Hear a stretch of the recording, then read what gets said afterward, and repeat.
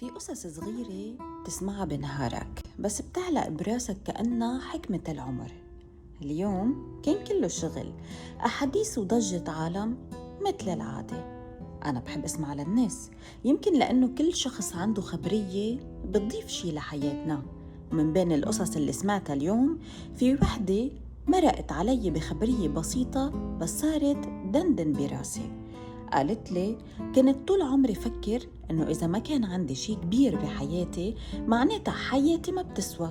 بعدين اكتشفت إنه أبسط التفاصيل، فنجان قهوة مع شخص بحبه أو كلمة حلوة من أمي، هن اللي عم يعملوا لي فرح حقيقي.